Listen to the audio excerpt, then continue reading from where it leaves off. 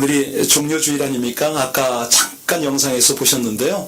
그 팜추리나무 종려가지를 꺾어서 들고 많은 사람들은 길에다 자기 옷을 펴서 예수님이 오시는 것을 환영합니다. 그때 그들이 외치는 소리가 뭡니까? 호산나, 호산나. 무슨 뜻이죠? 무슨 뜻이죠?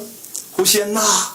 그 히브리어 헬라어가 그렇게 전달이 됐는데요. 그 본 뜻이 뭐냐면 우리를 구원하소서, 아무쪼록 구원해 주시옵소서, 뭐 이런 말입니다. 당시 유대 팔레스타인 지역은요, 로마의 통치를 받고 있었죠. 경제적으로 너무 어려웠습니다. 그래서 먹을 것 부족했고 의료, 장미, 의약품 많이 부족했죠. 그때 한 사람이 나타났으니 그 젊은 청년 예수 그리스도 아닙니까? 나타나서 오병이어로 수천 명을 먹이고 남깁니다. 뿐만 아니라 폭풍 속에 그 갈릴리 바다를 잔잔케 합니다. 병든 사람을 치유하죠. 아주 신비로운 일들을 행해냅니다. 많은 군중들이요, 예루살렘에 이제 이 예수님이 오시는 모습을 보고 얼마나 환영하는지 몰라요. 왜? 이분만 들어오게 되면 로마의 지배에서 벗어날 수가 있겠다, 이런 생각을 했죠. 이분만 계시면 굶주림에서 우리가 해결을 받을 수가 있다. 병들었던 사람 다 고침받고 소망에 넘쳐서 호산나라고 외칩니다. 그가 비록 나귀를 탔지만, 어린 나귀를 타고 들어오지만 많은 사람들은 자기 겉옷을 펴고 마치 개선장군을 맞이하듯이 그렇게 예수님을 맞이했습니다. 그런데 우리 예수님의 입성은 어떤 의미입니까? 우리가 너무 잘 알고 있듯이 고난의 출발, 죽음의 길, 뭐 이런 행진이었죠.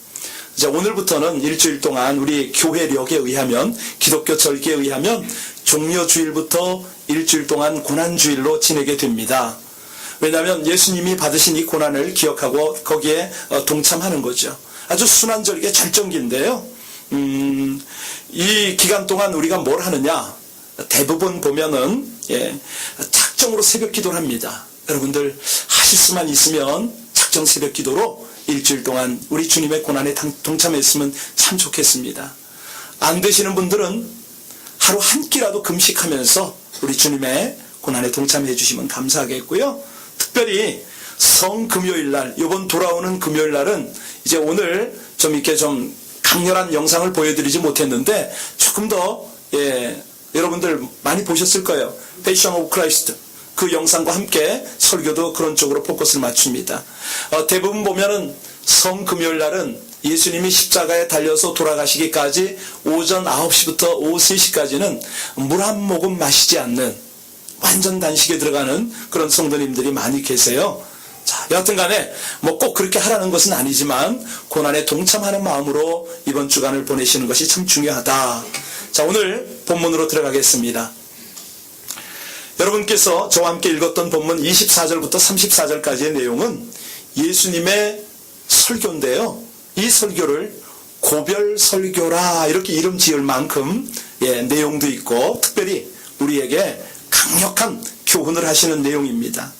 아까 우리 장기용 장로님께서 기도 중에 언급해 주셨지만 14절부터 바로 앞 23절까지의 내용이 6월절 만찬, 우리말로 성찬 예식을 마친 그런 상황입니다. 아니, 성찬을 탁 대하고 났습니다. 기분이 어떨까요? 여기서는 좀 경건해야 될 텐데. 그런데 그 자리에 있던 제자들이 누가 높은가 다툼을 벌이고 있어요. 그랬더니 오늘 예수님께서 24절부터 27절까지의 말씀을 인용해서 섬기는 사람이 되라, 섬김의 영광, 섬김의 왕, 뭐 이런 내용을 우리에게 교훈하십니다. 여러분 27절 한번 볼까요? 27절 우리 다 같이 한번 읽겠습니다. 같이 읽습니다. 시작. 앉아서 먹는 자가 크냐 섬기는 자가 크냐? 앉아서 먹는 자가 아니냐? 그러나 나는 섬기는 자로 너희 중에, 여러분 이거 질문입니까? 질문 아니죠? 왜? 아니 서빙하는 사람이 높습니까? 아니면 앉아서 대접받는 사람이 높습니까? 지금 이 식사의 자리에서 이 말씀을 하고 계시는 예수님, 어떤 역할을 하고 계시냐면 웨이터의 역할을 하고 있습니다. 자, 나는 너희 중에 섬기는 자로 여기 함께한다. 제자들에게 음식을 서빙을 계속 하시는 거예요. 네. 뿐만 아니라 요한복음 13장에 보면 병행구절이긴 합니다마는 제자들의 발을 씻어주신다, 씻어주셨다 이렇게 기록이 되어 있죠. 이 내용을 가만히 보면서 우리가 섬김이란 말을 하는데 저도 그 말을 좀 간혹 씁니다마는 섬김 어떤 느낌이 오세요? 교회에서 가장 많이 쓰는 말 중에 하나가 섬김. 우리 크리스천 대통령이 되고 나면 저는 국민을 섬기겠습니다. 섬김 이런 말을 많이 써요. 그런데 안타까운 것은 이 말을 가장 많이 훼손하는 단어가 있다면 섬김이라는 단어인 것 같아요. 자, 오늘 이 섬김이 어려운 이유가 뭘까? 오늘 말씀 속에 잘 나와 있는데요. 25절 한번 읽겠습니다. 25절 말씀이요. 뜻을 생각하면서 시작. 예수께서 이르시되 이방인의 임금들은 그들을 주관하며 그 집권자들은 은인이라 칭함을 누가 생각납니까? 내가 너희들을 잘 다스려 주니까 강성대국이 아니냐? 누가 생각납니까? 내가 너희들의 은인이라는 거예요. 김정일, 김일성, 김정은 다 그렇습니다. 여기서 우리가 하나 놓치면 안 되는 것이 있습니다. 여기 이방인은 세상 사람 말하지 않습니까? 세상 사람은 하나님을 섬기지 않지요. 그냥 본성대로 살아갑니다. 이런 사람을 우리는 자연인이다 이렇게 말하는데 내추럴맨이에요. 자기 성격, 성품 그대로 살아가는 사람이죠. 이 자연인의 본성은요, 본능적으로 권력을 추구해요. 그냥 그 권력만 추구하는 것이 아니라 자기가 거기서 영향력을 나타내야 되고 그 사람을 휘어잡아야 돼요. 다스리고 싶어하는 거죠. 그래서 여러분 중요한 것이 뭐냐면 내가 섬기는 삶을 살겠다 이렇게 결심을 하시면 바로 그 다음에 내가 신경 써야 되는 것이 그렇구나, 이제는 내 본성을 이겨야만 이 섬김이 가능하구나 이 생각을 하셔야 됩니다. 왜? 본성을 이기지 못하면 섬김의 삶이 불가능하죠. 왜? 자연인 속에는요 자아가 살아납니다.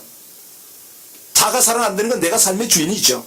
그런데 그리스도 안에서 변화된 사람 속에는 누가 삽니까? 그렇죠. 내가 사는 거 아니죠. 이제는 내 안에 그리스도께서 사시는 것이라 내 삶의 주인이 내가 아니라 예수 그리스도라는 거죠. 그분이 나를 다스리니까 그나마도 세상을 군림하고 싶은 욕심에서 벗어나서 나를 기쁘게 하고자 하는 그 욕망에서 벗어나서 하나님 이렇게 되는 거죠. 여러분 이 섬김의 삶은요 그리스도 안에서 변화가 될 때에 이것이 가능한 것이지 내 의지로 되는 건 아닙니다. 다시 말하면 하나님의 은혜가 있어야 되는 거죠. 하나님의 은혜를 체험하지 못한 사람이 섬긴다고요? 절대 가식입니다. 아니 그거는 순간입니다. 네, 하나님의 은혜를 체험한 사람은요 필연적으로 겸손해지는 거 아세요? 왜? 그 속에 내가 죽고 그리스도께서 사시니까. 겸손을 영어로 뭐라고 그러죠? 형용사로는 humble, 네, 명사로는요 humility. 이렇게 아니 여러분 이 말이 있는데요 이 뜻이 뭐냐면 흙이라는 단어에서 나온 거예요. 라틴어 humus 여기서 나온 단어예요. 다시 말하면 나를 땅에 묻는다 그것도 아니라면 나를 땅에다 붙인다. 여기서 저 땅바닥에 그냥 얼굴을 좀 대고 싶어요. 예, 바짝 낮추는 거죠. 누구 앞에서요? 하나님 앞에서요. 땅에 엎드리기를 좋아했던 사람들은요 하나님께 항상 좋은 평가를 받으세요. 예를 들어서 모세 같은 경우에는요 하나님이 뭐라고 평했었냐면 모세는 땅에서 가장 겸손한 사람이다 이렇게 표현했어요. 왜? 땅에다 얼굴 대기를 좋아했어요. 하나님 앞에 저는 죄인이니까 바짝 엎드리는 거죠. 모세와 같은 예언자는 그 뒤로 한 사람도 나타나지 않았다. 모세는 여호와께서 얼굴과 얼굴을 마주하여 말씀하신 사람이었다. 신명기 34장 10절 말씀이죠. 겸손의 반대말이 교만입니다. 교만은 자기를 낮추지 않는다 이 말이죠. 겸손하게 자기를 낮추지 않는 사람은요 어쩔 수가 없습니다. 많은 것을 놓치고 살아갑니다. 사실 그 겸손한 사람 중에 아주 유명하고 잘 나가던 사람들이 겸손으로 내려온 경우가 참 많지 않습니까? 저는 헨리 나우엔을 참 좋아했는데 영성가거든요. 그분이 원래 하버드대 교수 아닙니까? 나중에 뭐 했습니까? 정박아들, 지체 부자유자들을 가서 섬겼습니다. 그가 하버드 강단에서 내려와서 지체 부자유자들과 함께 지내면서 그 그런 고백을 해요. 그동안 내가 보지 못했고 듣지 못했고 이 모든 것들을 새롭게 보고 새롭게 듣는다, 이런 말을 하지 않았습니까? 오늘 27절 볼까요? 27절 보면 기가 막힌 말씀이 거기 나옵니다. 같이 읽습니다. 시작. 앉아서 먹는 자가 크냐 섬기는 자가 크냐, 앉아서 먹는 자가 아니냐. 그러나 나는, 아까도 우리가 읽었지만 당연히 앉아서 먹는 사람이 크지요. 생각하면 이 섬기는 것이 별로 어려워 보이지 않는데 뭐가 어렵습니까? 실천이 어렵다는 거죠. 실천. 나는 섬기는 사람으로 너희 가운데 있다, 이렇게 말씀하셨어요. 그렇게 식사 자리에서 섬기시는 예수님, 그 옆에서 섬김을 받는 제자들, 누가 더 높냐 이거죠. 당연히 섬기는 사람이 높다. 아니, 역설 같은데 진리예요. 26절에 그러지 않습니까? 너희 중에 가장 큰 사람은 젊은 자처럼 되어야 하고 지도자는 종처럼 되어야 한다. 자, 그러면 우리가 이 섬김의 삶을 살기 위해서 어떻게 해야 되느냐? 무조건 거기 가서 섬기면 되느냐? 그렇게 하면 됩니다. 하지만 섬기는 자리에 있겠다 마음 먹어서 될까요? 절대 안 됩니다. 몇 번은 할 수가 있는데요, 오래 가지를 못합니다. 화가 나거든요. 손해본다고 느껴지거든요. 이 자연인의 어떤 특징은요, 권력을 가지고 사람 위에 군림하는 거라고 말씀드렸지 않습니까? 이건 본성이 변화되지 않고는 섬김은 불가능합니다. 그래서 오늘 잊지 마셔야 될 것이 하나님의 은혜, 하나님의 사랑이라는 거죠. 여러분, 이 종려주일날 고난을 받으시러 가는 예수님의 그 메시지가 우리 삶에 절절히 느껴지지 않습니까? 정말 부모 자녀 간에도요, 어떤 때는 도대체 이 자녀가 이해가 되질 않아요. 그런데 끝까지 사랑을 베풀고 섬겨야만 이 자녀는 자녀입니다. 기가 막히죠? 어이가 없어요. 여러분, 하나님의 은혜는요, 사람을 겸손하게 만들지 않습니까? 그 사람을 바꿔놓는 방법이 그거밖에 없다는 거예요. 그냥 은혜를 체험해야, 사랑을 체험해야 그나마도 아이고, 내 안에 사는 거는 하나님이요, 나를 알아주는 거는, 나에게 끝까지 참아주는 거는 부모요, 뭐 이렇게 나오는 거 아닙니까? 그거예요. 하나님의 은혜가 나를 변화시키도록 기도하는 수밖에 없는 거죠. 생각해 보세요. 우리 인생이 얼마나 짧습니까? 언제나 우리 앞에 기회 있는 것 아니지 않습니까? 지금 이 시간이야말로, 지금 이 절기야말로 하나님의 은혜 가운데, 사랑 가운데 깊이 들어갈 수 있는 기가 막힌 그런 기회인데요. 28절로 30절 한번 보시기 바랍니다. 여기에 이 모든 이에게 베푸시는 하나님의 은혜가 있습니다. 같이 읽겠습니다. 시작. 너희는 나의 모든 시험 중에 항상 나와 함께한 자들인즉 내 아버지께서 나라를 내게 맡기신 것 같이 나도 너희에게 맡겨 너희로 내 나라에 있어 내 상에서 먹고 마시며 또는 보좌에 앉아 이스라엘 12지파를 다스리게. 그렇지요. 여러분, 정말로 기가 막힌 말씀입니다. 이렇게 섬기는 자로 살려고 몸부림치고 고난을 받는다는 거죠. 그러면 하나님께서 그걸 다 보상해 주시는데 어떻게 보상해 주시느냐? 예수님과 함께 먹고 마시도록 해주겠다. 결국은 하늘나라에서도 보좌에 앉혀서 이스라엘 12지파를 다스리는 권세를 주겠다 약속을 하셨어요. 여러분, 여기서 이스라엘 12지파는 뭘 상징할까요? 영적 이스라엘을 말하는 거거든요. 실제로요, 예수님께서 세상을 떠난 다음에 제자들이 어떻게 합니까? 기가 막힌 능력을 나타내요. 어떻게? 복음 운동의 지도자로, 영적 운동의 리더십으로, 이 부족한 제자들이 예수님을 따르는 것이 어떤 것인지, 이걸 세상에 다 보여줘요. 끝까지 섬기는데 섬김의 리더십, 솔본 리더십을 통해서 온 세상을 막 정복해 나가는 이런 모습을 보여주죠. 세상에서뿐만 아닙니다. 하늘나라에서 완전히 갚아주실 텐데요. 이 세상에서 우리 주님께서 어떻게 그 백성들을 붙들어 주느냐? 34절 보시겠습니다. 우리가 실수할 수도 있거든요. 시작. 이르시되 베드로야 내가 내게 말하노니 오늘 닭 울기 전에 내가 3번 나를 모른다고 부인하리라 하시니라. 이 부활하신 예수님이요, 자기를 배신한 베드로를 만나주고 또 사명을 주시고 그렇게 하시는 거예요. 어떻게 그렇게 하셨을까? 어떻게 그렇게 될까요? 28절에 답이 있죠? 28절 답이 있습니다. 같이 읽습니다. 시작. 너희는 나의 모든 시험 중에 항상 나와 함께 한 자들인즉, 여러 가지 어려움을 겪으면서도 예수님과 함께 했기 때문이라는 거죠. 여러분, 섬기는 것이 그렇게 쉽지가 않습니다. 얼마나 답답한 일인지 몰라요.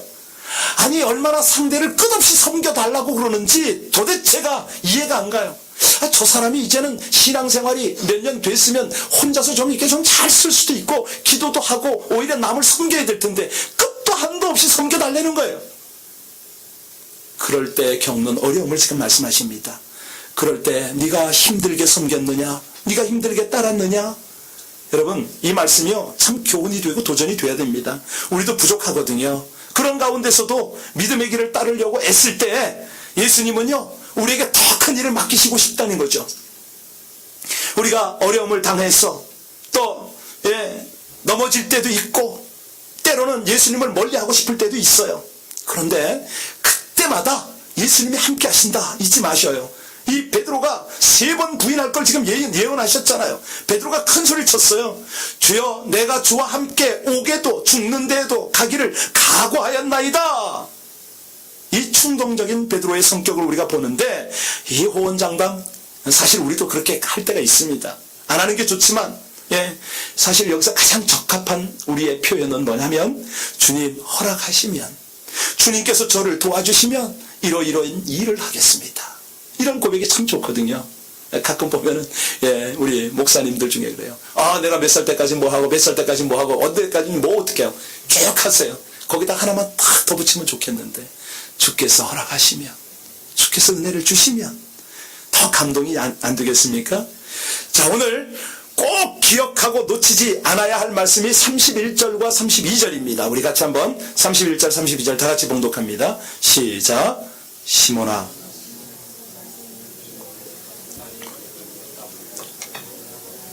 그러나 내가 너를 위하여 내 믿음이 떨어지지 않기를 기도하였노니 내 형제를 굳게 하라. 여러분, 사단이 어찌 시몬만 노리겠습니까? 밀가부르듯 한다. 오늘도 우리를 노리고 있다, 이 말 아닙니까?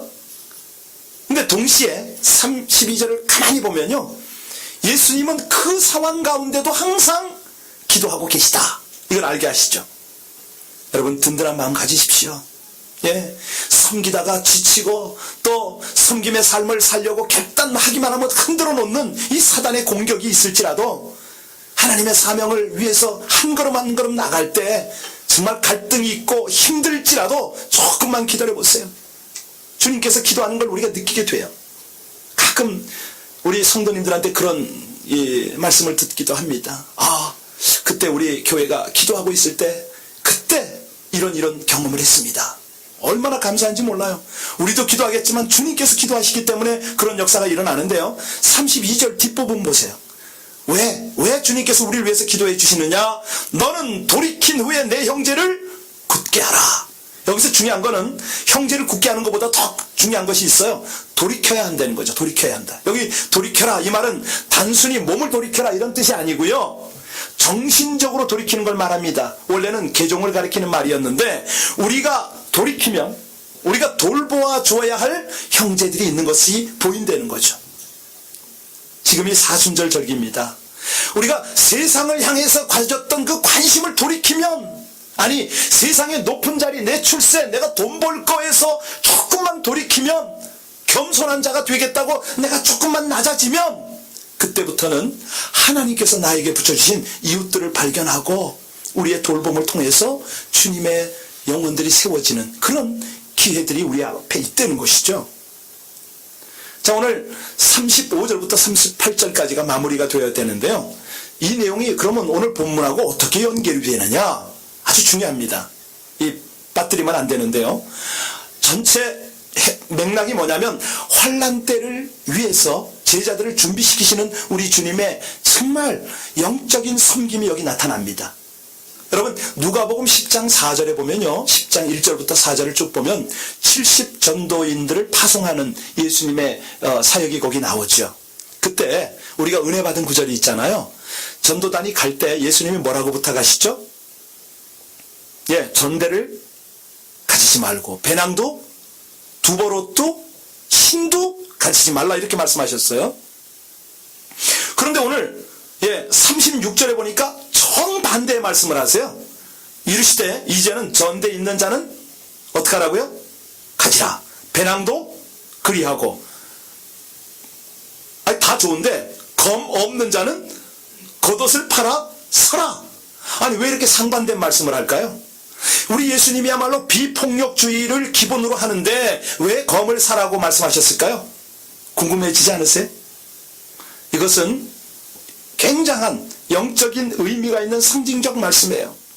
여기 지금 예수님은 이제 바로 체포당해서 신문 받고 십자가에 달려 운명하시고 이제 결국 부활하셨다가 얼마 동안 너희와 함께 있을 그런 것이다. 그 다음에 성천을 하면 완전히 너희 곁을 떠날 건데 그 이후에는 어떻게 해야 됩니까? 제자들이 스스로의 문제를 스스로 해결해야 됩니다. 바로 그런 뜻이 이 속에 있어요.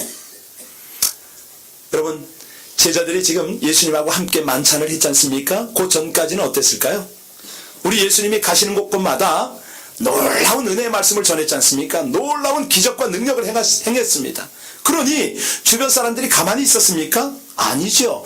예수님 이름 때문에 환영도 받고 숙식도 제공받았고 뭐 나귀를 달라 하면 주인이 나귀를 내주고 만찬 장소가 필요하다면 장소도 제공하고 10여 명이 먹는 풍성한 음식도 다 제공을 받았죠.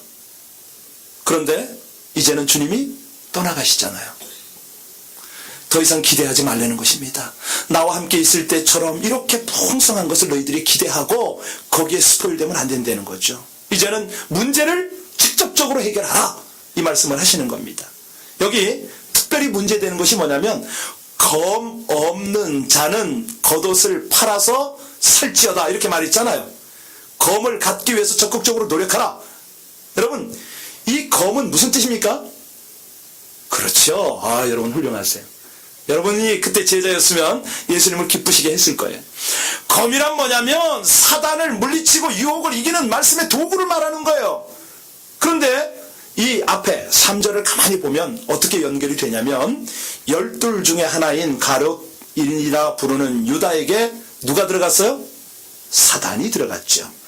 예수님이 계시고 함께 동행하는데도 사단이 아주 활개를 쳐요. 그러면 예수님이 떠난 다음에 사단은 어쩌겠습니까? 내 세상이다. 밀가부로도 타면서 그냥 가지고 놀겠죠, 제자들을. 31절에 그랬지 않습니까? 시몬아 시몬아 보라, 사단이 너희를 밀가부로도 타려고 요구하였으나. 지금 여기서 우리에게 원하시는 것은요, 섬김의 삶을 살 때에 사단과 영적 전투는 필수다. 그걸 잘 갖춰라 이렇게 알려주세요. 그런데 제자들이 이걸 어떻게 받아들였습니까? 현실적으로 받아들였습니다. 그 당시 현실은 어떤 현실입니까? 아까도 말씀드렸지만 로마의 지배 아래에 있었다고 그랬잖아요. 그러다 보니까 이 유대인 중에는 독립운동가가 많았어요. 제자들 중에도요 독립운동가가 있었어요. 그죠? 그 대표적인 독립운동단체는 열심당이었죠. 자, 제자 가운데 누가 열심당원이었습니까? 셀롯이라고 하는 시몬이었죠. 그러니까 예수님의 제자 가운데도 이 셀롯이라는 시몬이 있었는데 누가복음 6장 15절에 그게 나와요. 항상 검을 갖고 다녔습니다. 오늘 예수님이 검을 가져라 그랬더니 아하, 무장명령이구나. 이제는 때가 되어서 로마를 다 무찔러버리고 이제는 혁명을 하시기 위해서 우리에게 명령을 하시는구나 이렇게 알아들은 거예요. 아마도 신이 났겠죠. 실제로요, 그날 밤에 베드로는 검을 휘둘려서 귀 하나 잘랐지 않습니까? 여러분, 예수님이 이때의 상황, 이들의 대답, 이 모습을 보고 마음이 어떠셨을까요? 당신이 지금 섬김의 삶을 펼쳐야 하나님 나라가 이 땅에 이루어지고 또 그로 말미암아 악한 이들이 회개하고 돌아올 것이고 결국은 하나님이 영광을 받을 것이다. 이걸 가리키고 있는데 제자들이 이렇게 반응하니까 예수님의 마음이 어땠을까요? 어이없었겠지요. 38절 끝에 예수님이 뭐라고 그러세요? 우리 같이 한번 38절 읽겠습니다. 오늘 마지막 절이죠. 시작. 그들이 여짜오되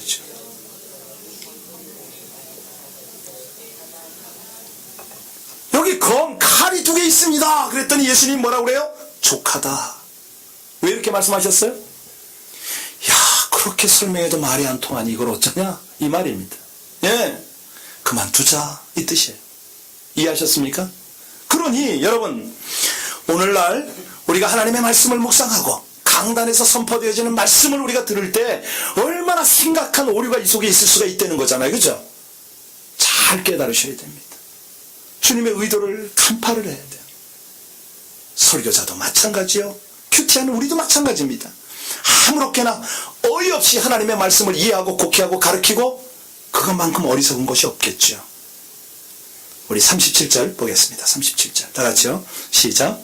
내가 너희에게 말하노니 기록된 바 그는 불법자의 동류로 여김을 받았다 한 말이 내게 이루어져야 하리니 내게 관한 일이 이루어져 감이라. 예수님이요, 앞뒤 상황들을 다 정확하게 아주 기가 막힌 역사로 지금 나타내고 계세요. 지금 이 말씀이 무슨 말인가 이해 가세요? 지금 예수님은 구약성경 이사야서 53장의 말씀들이 이루어져 가는 것을 지금 증거하고 계십니다. 자, 그 이사야서 53장 12절에 그런 말씀이 있죠. 그러므로 내가 그에게 존귀한 자와 함께 몫을 받게 하며 강한 자와 함께 탈취한 것을 나누게 하리니 이는 그가 자기 영혼을 버려 사망에 이르게 하며 범죄자 중 하나로 헤아림을 받았습니다. 그러나 그가 많은 사람의 죄를 담당하며 범죄자를 위하여 기도하였느니라. 이사야의 예언을 그대로 이루어 가시는 내용 하나하나를 지금 점검해 주고 마지막 순간까지도 당신의 설교를 통해서 이거를 확증시키는 거죠. 그렇잖아요. 예수님이 강도와 함께 십자가에 달리셨잖아요. 범죄자 중에 하나로 헤아림을 받았다. 그죠? 여러분, 마지막까지 그 범죄자를 위해서 기도했다. 철저하게 이루세요. 다시 말하면 끝까지 겸손하게 인류를 섬기신 예수님. 말씀대로 정확하게 이루시는데 그 말씀을 성취하는 방법이 섬김이었다. 이거를 그대로 보여주시는 거예요. 오늘 본문 메시지의 전체는 이 고난주간을 향해서 우리에게 말씀하시는 그 주제는 영적 긴장감을 가지고 섬김의 삶을 살라, 이 말씀입니다. 여러분, 지금은 말쓰지 말입니다. 환난의 때입니다. 마지막 때입니다. 이때는요, 고난이 있고 유혹이 있어요. 어쩌면 우리가 신앙생활을 오래 하면 오래 한 사람일수록 아주 영적 교만을 나타낼 수밖에 없는 이런 상황입니다. 내가 말씀을 안 되는 거죠. 그런데 실천하는 삶은 없습니다. 섬김은 전혀 없어요. 왜? 지금은 고난도 배반도 예고되어 있기 때문에 그렇습니다. 여러분, 특별히 우리가 오늘 이 고난주간을 통해서, 오늘 말씀을 통해서 가장 중요한 것이 말씀을 오용하고 자기가 살아나면 아무 소용이 없다는 거죠. 제가 아주 실감나는 예화로 한번 끝을 맺어보겠습니다. 여러분, 돼지하고 젖소 이야기 아시나 모르겠네요. 어느 날 돼지가 젖소에게 말을 한 거예요. 이봐요, 젖소. 어째서 사람들은 당신들을 늘 착한 것에 비유하면서 칭찬하고 있어? 그런데 우리는 칭찬을 못해줄 망정 욕심장애에 자꾸 비유하니까 멸시받으니까 화가 나서 견딜 수가 없어. 당신들이 사람들에게 우유와 버터를 주는 것 알고 있는데 그건 우리와 마찬가지 아니요. 우리는 햄과 베이컨을 주고 있지 않습니까? 그때 큰 젖소가 눈을 껌뻑껌뻑 하더니 한마디 합니다. 글쎄, 잘은 모르겠소만은 우리는 살아있는 동안 우유와 버터를 주는데 당신들은 죽고 난 후에야 햄과 베이컨을 주는 것 때문이 아닐까요? 당신들은 살아있을 때 자신만을 위해서 먹고 더 달라고 하면서 무엇 하나 주는 것 없지 않습니까? 굉장히 심각한 도전입니다. 그죠? 절 보고 비유로 이 말씀을 적용하라 한다면 제가 꼼짝을 못하겠어요. 여러분, 오늘 우리가 하나님의 은혜를 사모해야 될 때입니다. 왜? 하나님의 은혜만이 내 속사람을 변화시키기 때문에, 나의 본성을 변화시킬 수 있기 때문에, 내가 다른 사람 위에 자꾸 잘난 척하고 군림하고 싶어하고 계속적으로 끝도 한도 없는 대접을 받고 싶어하고 이 본성이 내 속에 있는데, 하나님은 낮은 자리에서 다른 사람을 자꾸 섬기도록 우리에게 도전하십니다. 내 삶에서 섬김의 본을 보이신 예수의 향이 자꾸 나타나도록 그렇게 우리를 도전하십니다. 여러분, 순서를 바꾸면 안 되는 거 아시죠? 내 결심을 앞세우면 안 됩니다. 순서를 바꾸면 또 실패합니다. 하나님의 은혜가 가장 먼저 아니겠습니까? 내 삶의 주인이 먼저 바뀌는 것이 우선이에요. 우리 중에 누구도 늦지 않습니다. 지금부터라도 하나님의 은혜를 간절히 사모하고 기도하면 됩니다. 하나님의 은혜가 내 본성을 지배하게 하여 주옵소서. 억지로가 아니라 자연스럽게 섬김이 제 삶에서 그냥 우러나오도록 해 주십시오. 네. 지금 종료주일이라고 말씀드렸습니다. 내 안에서, 내 영혼에서 호산나를 좀 외쳤으면 좋겠어요. 호산나 주님, 먼저 내 영혼 가운데 오십시오. 그래서 생색내고 누구를 섬기는 것이 아니라 제 삶 자체가 그냥 자연스러운 섬김이 될 수 있도록. 여러분, 그런 사람을 하나님께서 어찌하신다고요? 12고을 다스리는 권세를 주시기로 되어 있습니다. 예, 가끔 교회에서 목사로서 그렇게 말없이 이름 없이 빛 없이 섬기는 분들 보면 너무 귀하세요. 제가 칭찬하려다 말고 주님이 갚으셔야죠. 주님께서 제 마음을 위로해 주세요. 내가 내 사랑하는 백성을 내가 채우리라. 반드시 채워주십니다. 여러분 생애 때도 채워주시고 자녀에게도 채워주시고 자손을 통해서 미래에도 채워주십니다. 이 은혜가 하나님께 큰 영광으로 나타나기를 간절히 주의 이름으로 축원합니다. 우리 함께 기도하겠습니다. 이 종료주일이 내 영혼 깊숙이서 내 내면에서 그리스도를 환영하고 모셔드리며 이제 내 주인을 주님으로 모셔드리는 귀한 종료주일이 되게 하여 주옵소서. 저는 무엇보다도 하나님의 은혜를 사모합니다. 하나님이면서 이 땅에 인간의 몸으로 오셔서 끝까지 이렇게 멸시와 모멸을 당하시면서 끝까지 피와 물, 살까지 아낌없이 내어주시는 주님의 그 섬김을 제가 다시 한번 도전받습니다. 우리 함께 다 같이 간절히 기도하시겠습니다.